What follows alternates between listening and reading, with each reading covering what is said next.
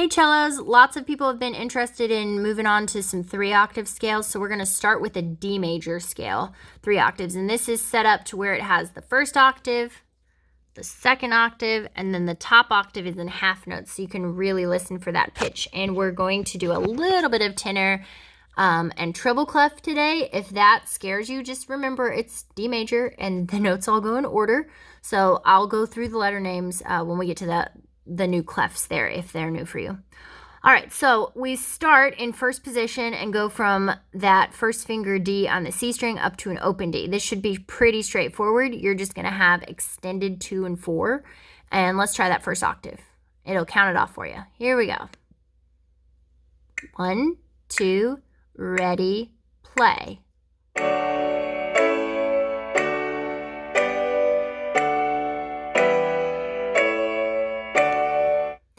All right, second octave, same thing, should be pretty straightforward. This is your very first scale that you learned back in 5th and 6th grade.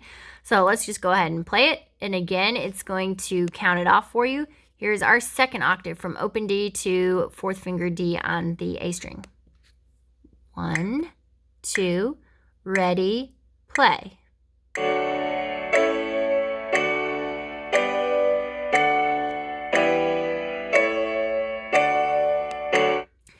Now, when we're moving into this top part, again, don't freak out.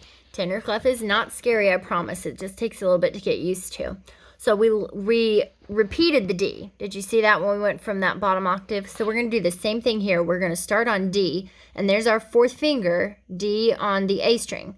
So instead of having huge tons of ledger lines, they are nice and pulled us down into this clef so that we don't have to go way up into ledger lines. So in tenor clef, that middle, it's also known as C clef. So this is actually the same shape as what we see alto clef for violas, but notice it's up a line. The alto clef, it is circled around the middle line. We're circled around this second from the top line. And it's called C clef because that middle part right there, that line right there is going to be C. So you can see that's D right above it. Right, so we're starting 4th finger on the A string in first position, then we go ahead into 4th position, 1, 3, where our 4th finger would have been, we go up to 1st finger for 6th position, 1, 2, and then we're going to be up in thumb position, 1, 2, 3. And then for treble clef, guys, this is G clef, so the little circle that this makes goes around that line there is G, so this is A, B, C, D. Okay, you are going into thumb position. That means you've got to get your elbow up, guys. You cannot have your arm laying down against the cello. You got to get that up in the air so that your wrist can stay really straight. Okay, when you get to G and A, you should already be kind of pulling your thumb around, so and make sure this 1, 2, 3 that your thumb is staying here around the A and it's not like all over the place. All right, let's just give it a try. Find that C on your A string, the 4th finger, and we'll go from there. I'll say the letter name as we go. And it's half notes, nice and long. Ready, go. D, E,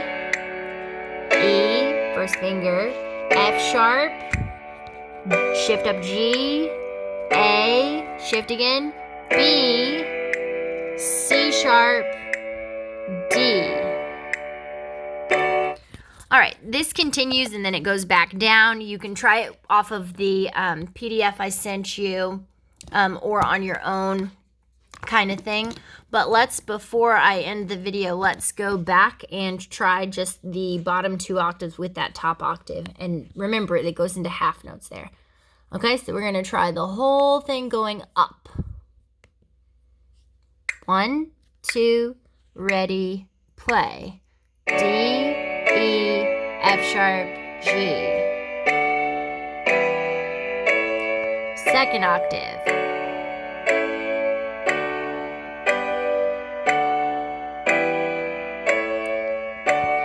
D, shift up, E, F sharp, shift up to the G, 1 on G, 2 on A harmonic, shift up thumb position, 1 on B, C sharp, D.